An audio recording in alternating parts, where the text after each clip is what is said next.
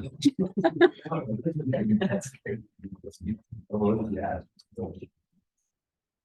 right. Hello, everyone. Welcome to the final session of our evolution seminar series for this semester.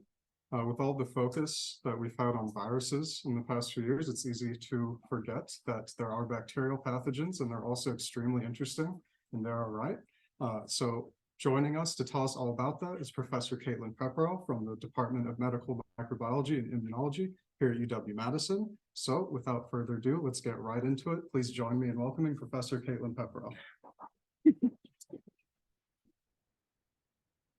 Thanks, everyone. Can you hear me? Good. Okay. I am recovering from surgery, so I'm going to sit, just FYI. The title of this presentation is super generic because Nicole asked me for a title a really long time ago. So I just wanted to leave the field open. It is a more focused topic than the evolution of bacterial pathogens, which is a huge and, in my opinion, much more interesting topic than viral evolution. I was saying to Emily before we started that this is the first time I have put my blue sky handle here, and just what a pretty icon. Much nicer than the alternatives. Okay, so without further ado, what do we study in the Pepperell lab? We study population biology of bacterial pathogens, looking at data from natural populations as well as experimental populations. And I'm going to talk about the experimental populations today and focus on that. So experimental evolution of microbes is at this point a very well-established and, in my opinion, incredibly interesting field. When we evolve microbes in the lab, we have the opportunity to watch evolution happen. And there is a rich literature using these tools to answer basic questions in evolutionary theory, as well as applied questions. The usual approach is, not always, but the usual approach is to work with a model organism. With these well-behaved bugs are characterized by short generation times. We know a lot about them. They're very well annotated. They're not virulent, tractable, all kinds of appealing characteristics, and really mean that you can do just incredible things with them. But that's not what I'm going to talk about. So much of what we focus on in the lab is Mycobacterium tuberculosis,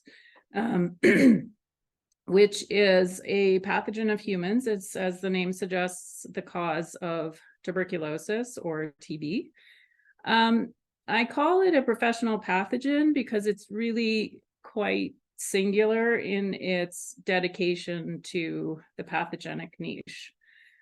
So unlike many bacterial pathogens that you might think of, like Streptococcus pneumoniae or Staphylococcus aureus, MTB actually needs to cause disease in its host in order to be transmitted.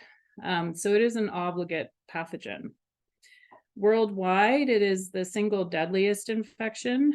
It was before COVID, and COVID was for a while, and now it's surpassed COVID. Anyway, it's a bad problem, as COVID is. It's globally distributed, and it is a very human-specific pathogen. So this image is a human macrophage bound by the MTB bacilli, which are in orange, and I think is a good visual representation of the very close relationship between humans and tuberculosis. MTB is a biosafety level 3 pathogen. It grows very slowly. It's biologically distinct from our model bacterial species, and relatively poorly characterized, and has limited tractability. So these happy scientists are definitely not working with tuberculosis. Experimental evolution with tuberculosis is rarely attempted. There are sort of a handful of studies, mostly focused on evolution of drug resistance. Rifampin resistance is easy to evolve in the lab, and that's been most of the focus. Most normal scientists who work with TB work with genetically modified, attenuated strains.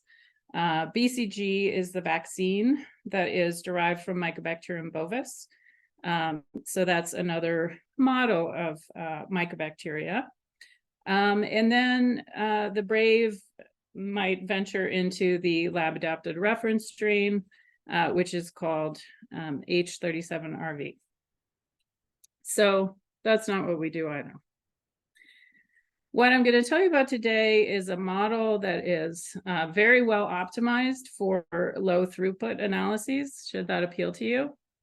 The features that make it adapted for these types of analyses are the populations that we study.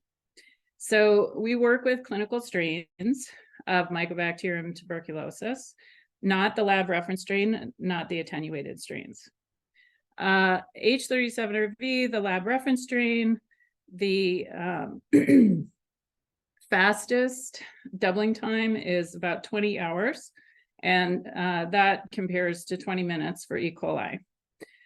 Once you get into the wild strains, they grow even slower, more unpredictably, and behave in a sort of capricious manner where they just have a mind of their own, essentially. They're not characterized anywhere near to the extent that H37RV is. They're fully virulent and, for the most part, intractable. So there are other features of our model system that also lend themselves to slow and low throughput science. The experimental system we're looking at is biofilm growth. So biofilms are organized forms of bacterial growth that involve communication between bacterial cells and the elucidation of common goods. The metaphor that people often use is a bacterial city. And biofilms are medically important. They're important in engineering contexts, plumbing, etc. But in a medical context, the bacteria that reside within a biofilm community are protected against antibiotics, as well as essentially any sort of assault from us, from our immune system, that they encounter in their environment. So they're very difficult forms of growth, forms of bacteria to treat. In my other hat as a clinician, we commonly manage biofilm infections, and they're just terrible, not to put too fine a point on it. Anyway, so they're medically important. From an evolutionary perspective, it's a very complex phenotype. So, I mean, there's no way that this is a monogenic trait. And not only that, it involves emergent properties. So it involves interactions, complex interactions between the cells in these communities. And as far as growth goes, so E. coli is 20 minutes, H37RV and exponential growth is 20 hours. These bugs in our system are passaged every 5 to 7 weeks. So the whole system and the model and the experiments are not for the impatient. So the experiment I'm going to describe to you, I'm going to talk about this published paper that's cited here, as well as a preprint, as well as some unpublished data. All of the data relate to this basic model where MTB, clinical strains of MTB, are passaged under selection to grow as a specific kind of biofilm, which is called a pellicle biofilm. And this is an evolve and resequence experiment, which is a fairly simple concept. You have an ancestral, in this case, we look at populations. You have an ancestral population, apply a selection pressure, If the experiment works, you get phenotypic changes, and then you look at the genetic changes that are associated. I'm sure all of you are familiar with the long-term evolution experiment on E. coli. This whole system is the brainchild of Tracy Smith, who was a former lab manager and research scientist in my lab, who came up with this idea more than 10 years ago. And I said, sure. I didn't think it would work. So yeah, moral of the story, listen to your good people, because it's been just an incredible model. Madison Youngbloom is a former graduate student who graduated last summer, and she led many of the studies I'm going to describe to you. So here's a little bit more detail about the model, because I don't know how many of you are familiar with biofilms, but even if you were, you're probably familiar with a very different type of biofilm.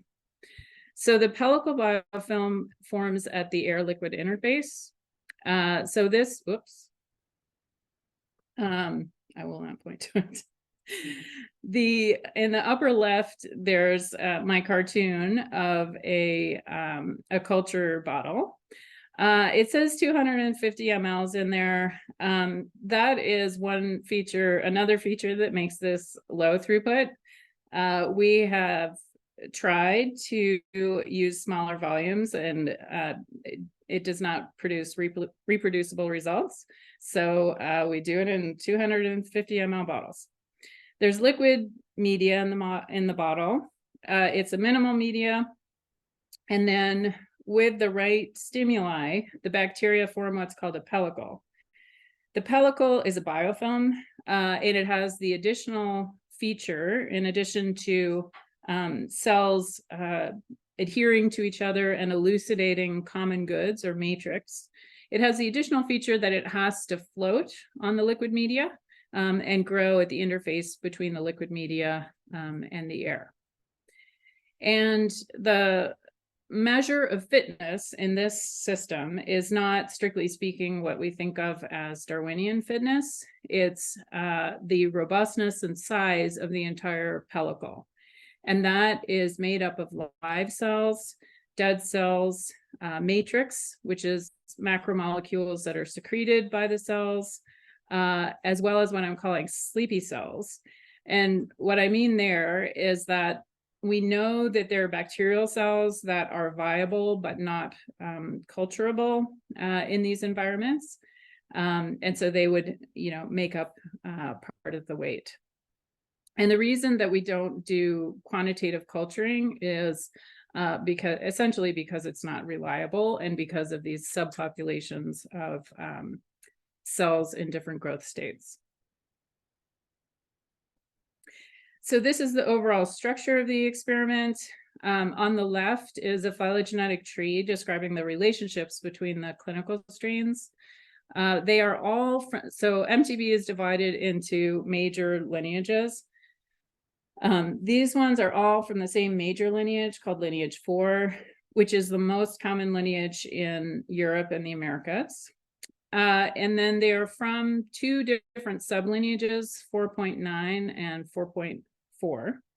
And then we have this nested structure where there are sub-lineages of 4.4. So those two sub-lineages are more closely related to each other than they are to 4.9. And then from each of these groups, we have two clinical strains. And we use the same color convention throughout the figures. So their names are MT31, 55, etc. What you can see on the right are the pellicle phenotypes that they had at the baseline. That's the first picture. And then how those pellicle phenotypes changed over the course of the experiment. And this shows up to 8 passages, again, with those passages being at growth at 5 to 7 weeks. Basically, the experiment worked, which is good news, because otherwise I wouldn't have a whole lot to talk about today. What we show here are the weights of the pellicles. So we weigh the entire pellicle as a measure of fitness in our system.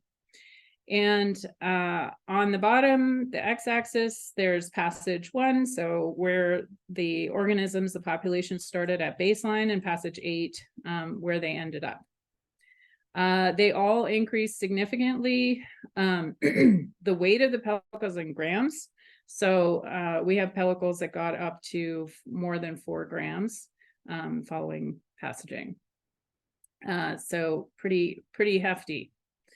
Yeah, so they all evolved to make heavier, more robust pellicles. Do you have a sense of what fraction of the pellicle weight is matrix versus cells? Not really. We have some, it's quiescent right now, but we do have one project led by John, who's here, separating the matrix for characterization. I think we have a lot of scanning electron microscopy data, and it kind of depends on the strain. So some of them are tightly packed and encased in matrix, and some of them it looks more like there's actual space taken up by the matrix. So this is weight, which is also obviously not the same thing as the amount of space taken up.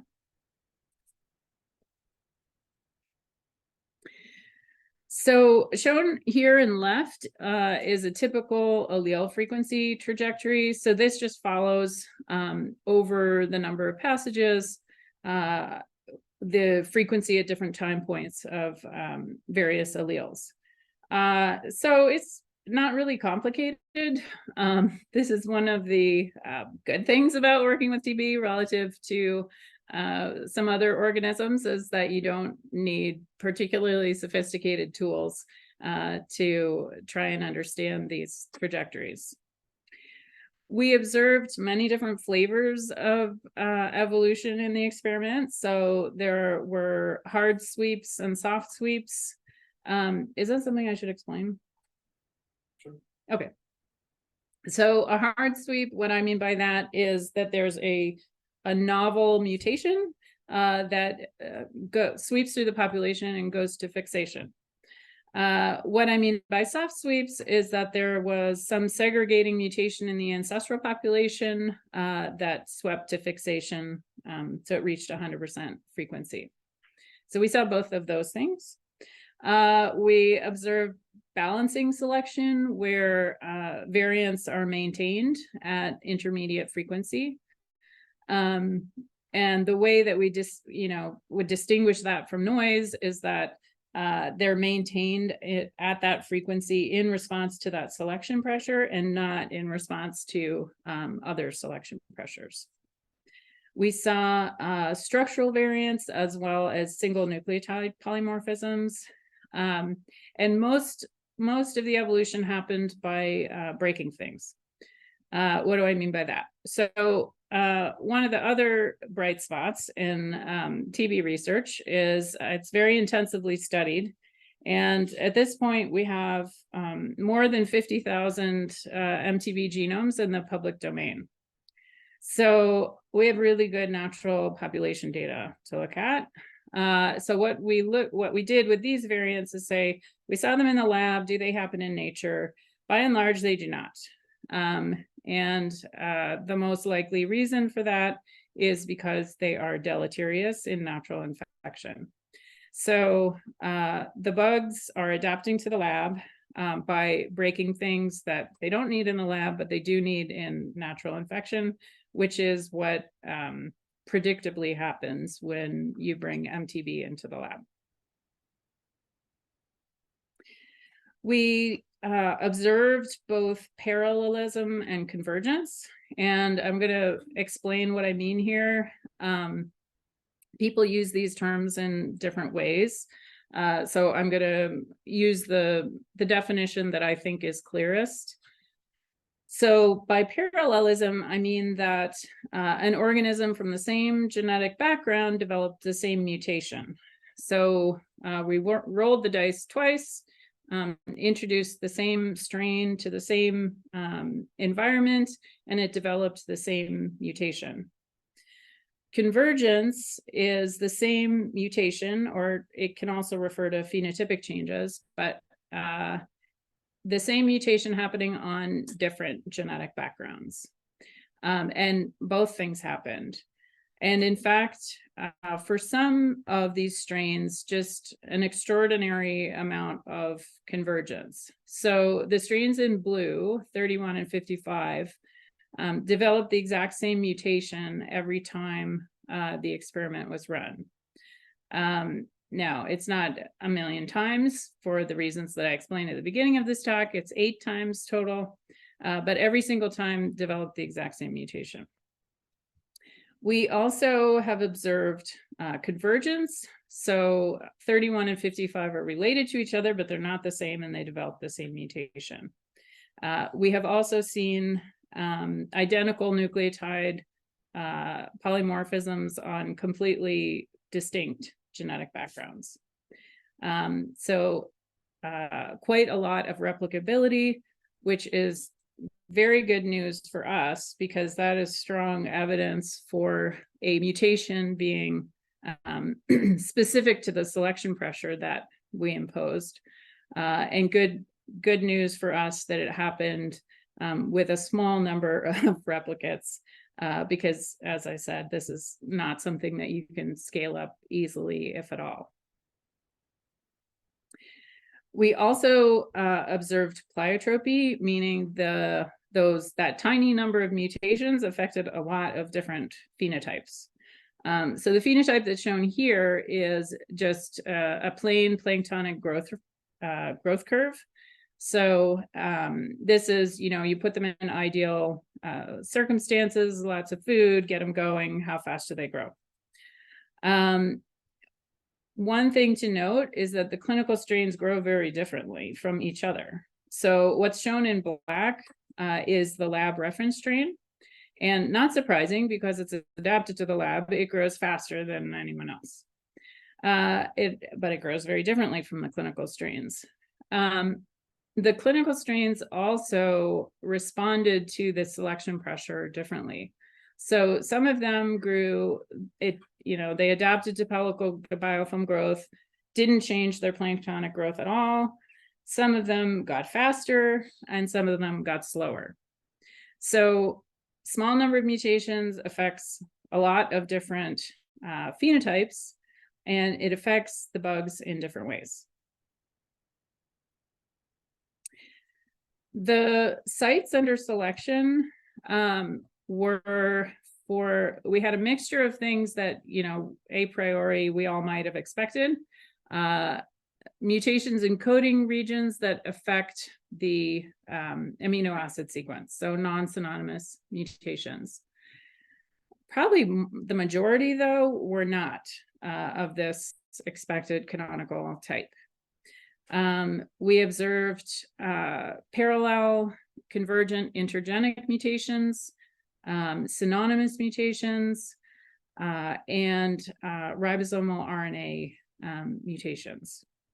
And the criteria for saying something is under selection in this model is, as I said, subject to recurrent sweeps and specific to the environment. We also observed these large tandem duplications. So one of them in the 150 to 200 kb range, and the other one over 750 kb. So this fits in with the existing literature on bacteria, on synonymous sites being under selection. So traditional ideas about synonymous sites is that they evolve neutrally, and we can use them as a benchmark of neutral evolution when we're looking at other parts of the genome. A more nuanced understanding that I think is maybe most advanced in bacteria is an understanding that synonymous sites are under selection. What's shown here is a figure from a review paper from Reese Kassen's group, looking at selection coefficients for synonymous and non-synonymous sites. And in this particular data set, they were very similar to each other. the mechanisms for selection on synonymous sites are incompletely understood and explored. But some of the ones that have been described so far are the creation of alternate promoter sites. There's an idea that they might affect ribosome dynamics. Codon bias doesn't seem to be particularly important. In my opinion, the most likely mechanism is that these sites affect non-coding RNAs. But that is an area that's really open for experimental validation at this point. Another thing we learned from these studies is that the lab reference is not the standard. It doesn't act as a standard. It doesn't tell us what happens in every single strain of MTB. So there's one study of pellicle transcriptomics in the published literature that looked at a lab reference strain. And it's a beautiful study. They did transcriptomics. They found a gene cluster that was upregulated. And then they did the very hard work to show that its product was also found in pellicle biofilms. So a parallel study to the DNA sequencing study that I have just described looked at the transcriptomes of these populations subjected to biofilm selection pressure. And what we found at baseline is that there was not one pellicle transcriptome. So the clinical strains had different transcriptional responses to pellicle growth from strain to strain. And out of the 6 strains that we looked at, only one had the gene cluster upregulated that had previously been described. So there are clearly a number of different mechanisms underlying this particular phenotype and this type of growth amongst natural populations of MTB. There are more than one way to solve this particular puzzle. What's shown here is a PCA based on transcriptome, whole genome transcriptomes from these strains, showing their response to selection for biofilm growth. So on the left, we have strains grown as biofilms, and on the right, strains grown planktonically, so just floating. The open, see if I can do this. The open circles are the ancestral populations, and the closed ones are the evolved. And the open circles, I hope you can, well, maybe, I don't know if you can see it very well, but they are all scattered all over the space. And then what happens with pellicle selection is that they tightened up. So the solid dots are more tightly constrained in the PCA space. And then even more excitingly, the strains did this, populations did this in a sublineage specific way. So what is shown in pink are the, I think it's the ELF, the 4.9 sublineage, and what's shown in orange are the 4.4. So the strains at baseline, you know, each individual is kind of doing its own thing. And then we impose this uniform selection pressure, and it pushed them into a set point transcriptomic space that was specific to their sublineage. What's shown on the right is the same data, but where they're grown planktonically. And basically there's no such pattern. So the pattern is really specific to growth as a pellicle biofilm. So what this suggests to us is that the genetic background of the strains is important in conditioning their adaptation to this new environment. And the word for a certain type of interaction is epistasis. So epistasis refers to a situation in which interactions are are non-additive. So if you have two advantageous mutations and together they provide more benefit than the sum of their individual selection coefficients, then that is positive epistasis. What's shown here are transformant data generated by John, a postdoc in the lab, where he introduced added copies of genes that we found to be implicated in pellicle growth across the different strain backgrounds. And everything here is relative to the empty vector control.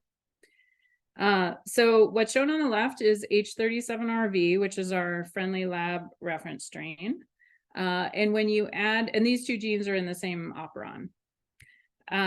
When you add one or either of the two genes, H37RV, the fitness goes up. But if you look across the different strains, which are shown in these colors, you can see that for some strains, like the strains in blue, it doesn't really make a difference if you add extra copies.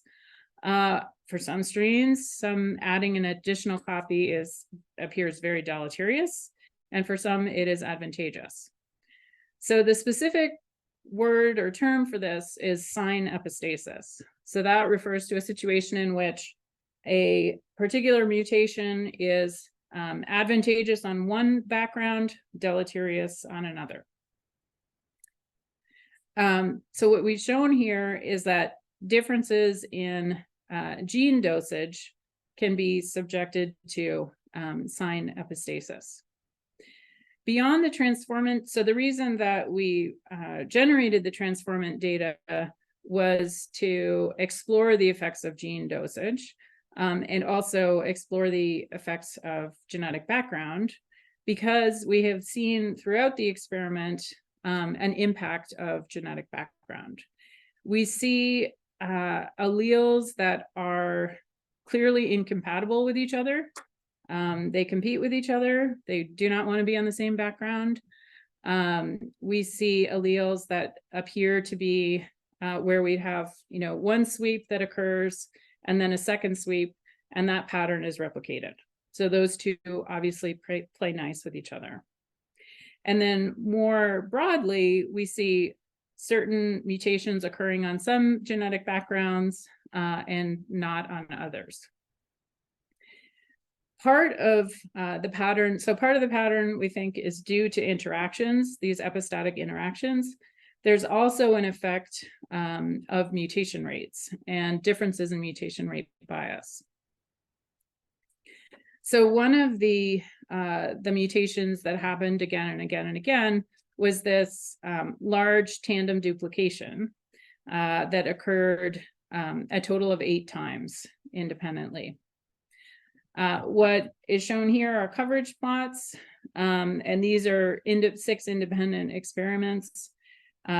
There's one population in which it initially developed a larger duplication, but then over time, the duplication shrank and matched that of the other populations. So these tandem duplications are really well described in the TB literature, and they are known in, and even this tandem duplication has been described in the literature. They're known to be mediated by flanking IS elements, recombination between IS elements. So what is shown here are maps of these IS elements across the different strains. And essentially, these 3 strains, 31, 55, and 49, had the correct elements and the correct orientation to drive the duplication. But the duplication only happened in the 31 and 55 backgrounds. And the reason for this, I think most likely, is that so they all have this propensity to form these large duplications. But I think that the effects of that duplication are only advantageous on the 31 and 55 backgrounds and not on the others. The impacts of so the duplication includes, 100 to 200 genes within it, not to mention all the non-coding elements. And perhaps not surprisingly, the effects of these large duplications were very complicated. So what are shown here are transcriptomic data, again, from the two strains that developed these duplications. In dark blue are genes within the duplication itself. So even within the bounds of the duplication, some genes are strongly downregulated in response to it.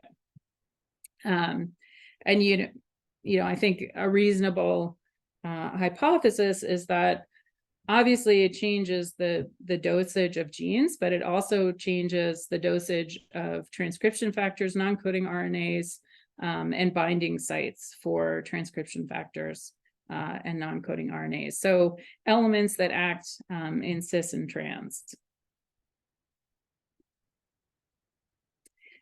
One of the things that was super interesting about these duplications is that they behaved very differently from the SNPs.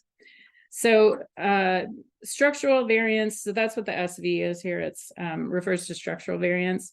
Structural variants are well described in the experimental evolution literature, but most, if not all of that, in the E. coli literature is gene deletions, large, small, medium deletions, and then gene amplifications. That's more, I've seen more of that in the yeast literature than in E. coli. E. coli is dominated by deletions.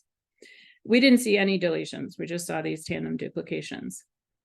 In the existing literature, where people have been able to estimate selection coefficients and compare them between SNPs and structural variants, generally speaking, the structural variants occur more commonly. They're much higher rates, but they offer less of a benefit than SNPs, by and large.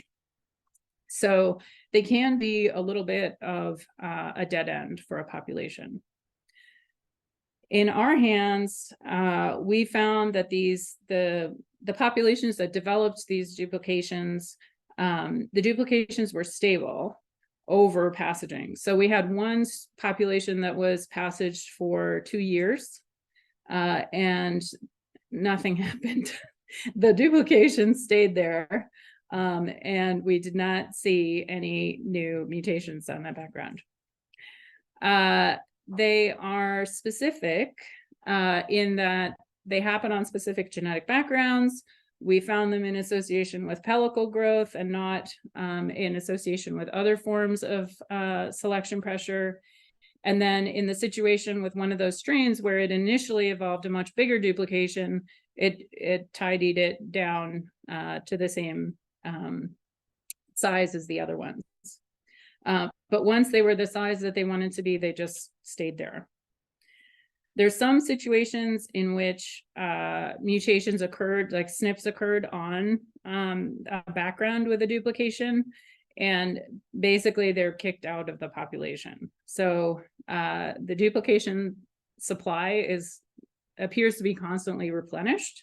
And when other variants come in on that background, they're just kind of pushed out.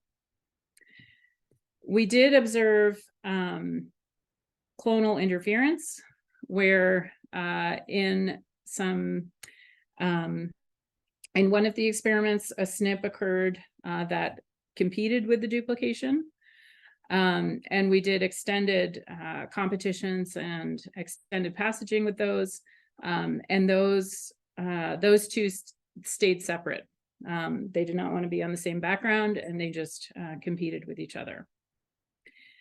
Populations with these duplications, it seems, could not increase their fitness further. So they didn't get new mutations, and they also were unable to improve.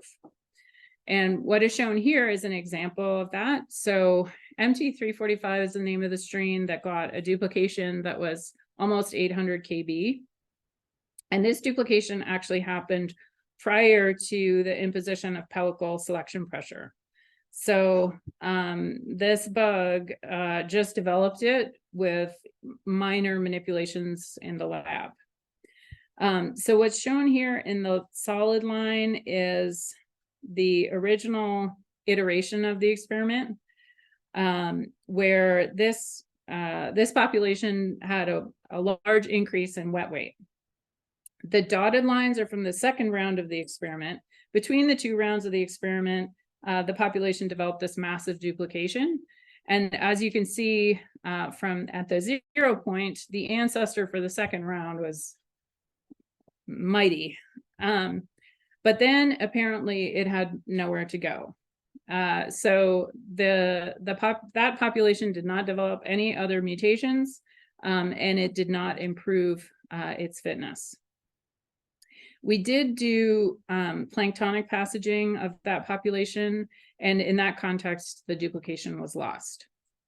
So imposition of the pellicle selection, this massive duplication, and then it just seems as though the population gets stuck there.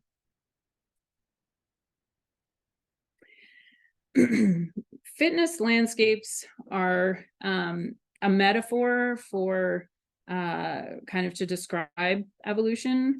And the idea is that you have a genotypic space. So you have a two-dimensional grid with different mutational combinations on it. And then a height that is conferred by fitness. So populations can take adaptive walks on these fitness landscapes. And the shape of the fitness landscape is important for determining how replicable adaptive paths are. So some adaptive or some fitness landscapes are such that you can access a fitness optimum from any one of a number of different mutational paths. Other ones are more complicated than that, and are described as rugged as opposed to smooth. These tandem duplications and these populations that lose evolvability are an example of a potential valley in an adaptive landscape and a place where populations can get stuck. Zooming out from the tandem duplications, when we look across all of the different strain backgrounds and the iterations of the experiment, it's clear that the fitness landscapes are not the same for all the different strains. And the genetic carriage that the strains come to this environment with shapes what their landscape looks like. So some strain backgrounds will do the same thing every time we hit them with this selection pressure. They get the same mutations. Some of them never do the same thing. So those are very different kinds of fitness landscapes. And to my knowledge, this is kind of a different way of thinking about fitness landscapes in the context of a uniform selection pressure. So what, if anything, does this have to do with tuberculosis? I love evolution, and I love these experiments for their own sake, but I have also found that they can teach us things about medically important issues. So I mentioned sign epistasis as one of the features of our system. This is the first time that it's been described in the context of TB, but if you look at the existing literature, you can actually see signs of sign epistasis. So for example, in the evolution of multi-drug resistance, there is a stereotypic order to the acquisition of resistance. So it always happens in the same order, which is something that is consistent with sign epistasis. That can produce that ordering because each successive mutation needs to be on the specific background. It needs to have that prior mutation happen first. Another thing that we discovered in this experiment that I didn't have time to get into is that one of the loci that we found to be under selection in this system is also, we have found under selection within hosts. So the variants that we see sweep under pellicle pressure, sweep within hosts with TB. They do not appear at a between host level, meaning that you don't see them, you only see them as segregating variants within people. And I think what that means is that they occur in response to a transient selection pressure, and that there is a trade-off with probably transmission. And then lastly, as far as translating this kind of work into clinical and translational contexts, I think it really emphasizes the importance of genetic background. So, you know, studies of the lab reference strain are really valuable and important, but by no means do they tell us the entire story about the biology of TB, nor how it responds to novel selection. So as I said at the outset, we study natural populations and experimental populations. And the early part of my career was more devoted to the study of natural populations. And the sort of TLDR of many years of that research is that all that structure that I talked about in the at the outset of the experiment, where we look at the tree and we say it's, you know, lineage 4.9 and whatever, that is by and large shaped by neutral forces. That is drifty. When we pull that in together with the data from the experimental populations, the model is that we have this structure that's built by neutral processes, and then we have adaptation within that structure, so constrained within it. So within an individual host with TB, there is, you know, there are going to be novel selection pressures, novel environments encountered. And the way that those bugs are going to deal with that is conditioned on a whole lot of mutations that happened through NAT and fixed and whatever through very neutrally things. So that's my synthesis here. So we are not so happy-go-lucky as the blue liquid scientists, but we do have a lot of fun studying TB. I hope I've convinced you that working with TB is very difficult, and also that it's very rewarding.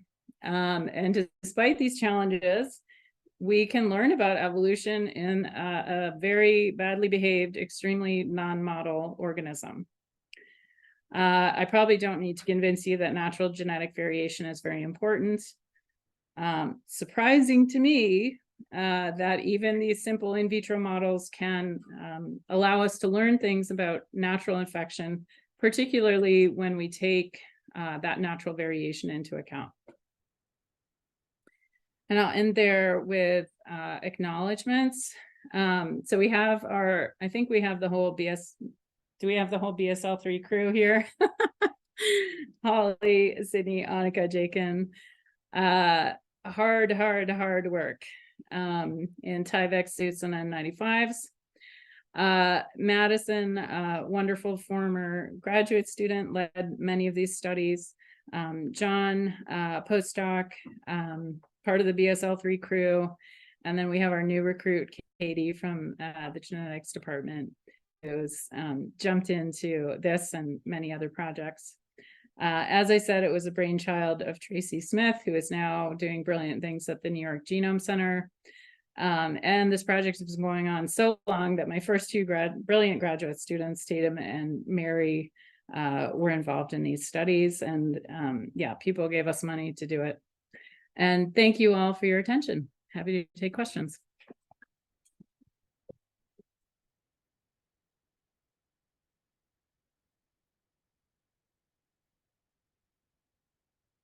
Yep. So Since you're measuring fitness at the level of the five cells in these ensembles that each other in heterogeneous that group selection plays an important dynamics and the important role of evolutionary dynamics of these microbes, and if so, do you ever see trade-offs between things that mutations that benefit the fitness of the biofilm versus individual cells? That's the case. So the question is whether there's group selection. That was the first part of the question, and absolutely yes. And then I think the second question was about trade-offs, and sort of, was that getting at things like cheating?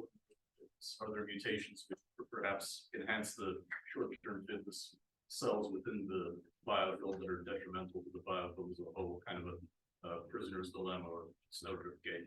Oh, yeah. I am sure that those dynamics are present.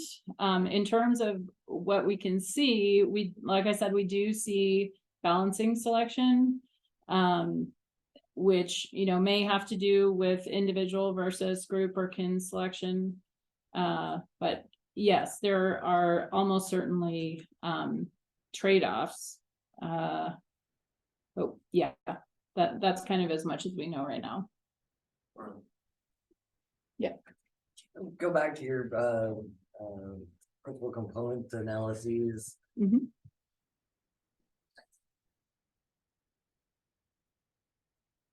I mean, this is really quite striking, but I'm also just really surprised by how much movement there is in the control plot here. How much change in the transcriptome that you're seeing there. It looks like often almost as much or more in some cases than you see under a selective regime. What do you think that means? So to be clear, these organisms were subjected to selection, but they're just grown planktonically. Okay. And what we see generally are, the few mutations, many effects. And we see a lot of effects on general growth dynamics.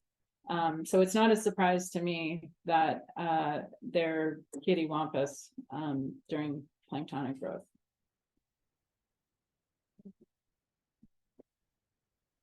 Yeah.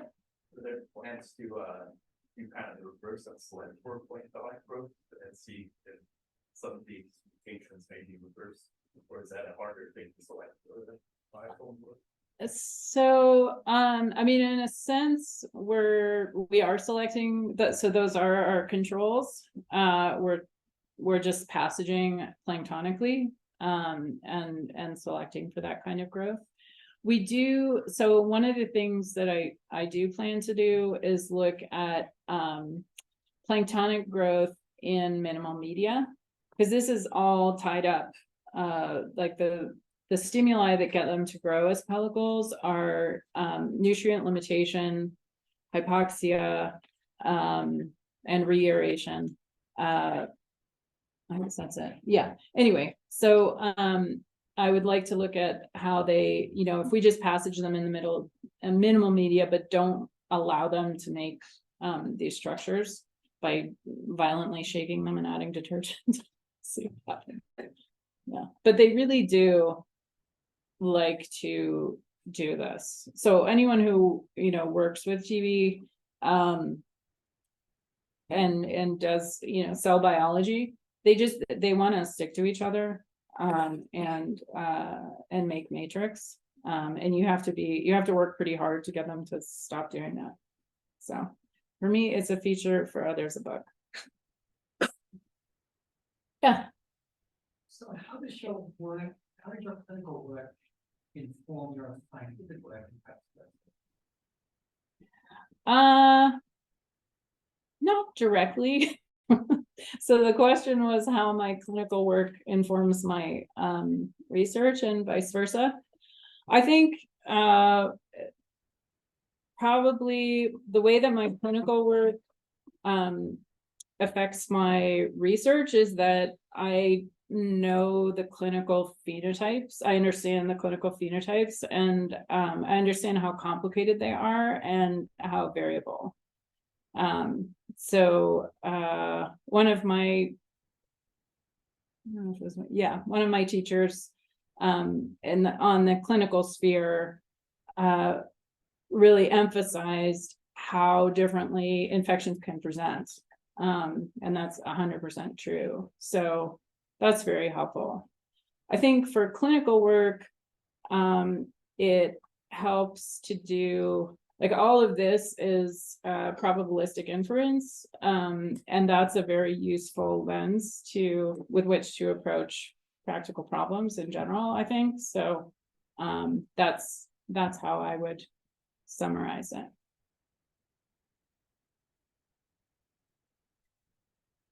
Yeah.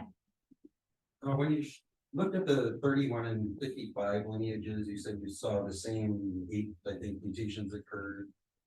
The same tandem duplication. Okay. Yeah. Did they always occur as soft sweeps, or? No, they all occurred as hard.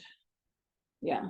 There are, it's a little bit easier to study the SNPs than the tandem duplications, but they were below the level of detection in the ancestral populations and not found in the planktonically passage.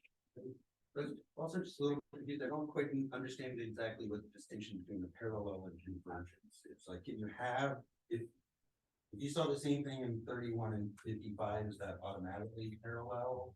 Or I would call that convergent, because they're genetically distinct from each other. When the same thing happens in 55, I call that parallel, but across different backgrounds, I would call it convergent. But people use the terms a bit loosey-goosey, and that was the one that I found just seemed clearest. So that's what I'm sticking with. So I think you mentioned there's about 50,000 publicly available genomes, and that large duplications like this have been previously indicated in the literature. Has there been any comparative genomic study that's indicated historical duplications in the genome, suggesting that this might be a process that's important to their biology broadly? So the question was about tandem duplications in natural populations. So stepping back from the question, structural variants are like extremely important in shaping overall adaptation of the Mycobacterium tuberculosis complex. So the different lineages and the different animal adapted strains and their differentiation from their most closely related cousin on the mycobacterial tree, that's big time. Deletions are important. The duplications are have been described more in the context of lab adaptations. So they were first seen, I don't know, like 15 years ago or something, and people got really excited and they're like, oh my, and they saw it on this particular strain that's very drug resistant and terrible. They're like, this explains it all. Anyway, it doesn't. It just is something that happens a lot. And I think it probably, they happen continuously. Most of the time it's deleterious. They are not really, I think, stable. They're not fixed at the lineage level. So I think they're just these things that are like flopping around kind of all the time, but not really stable or advantageous enough to rise to the level where they get broadly fixed across the population. But it's sort of like this like quick and dirty thing that it can do kind of anywhere. All right, so if there's no more questions, please join me in thanking Caitlin Pepperell for a wonderful talk. Thank you.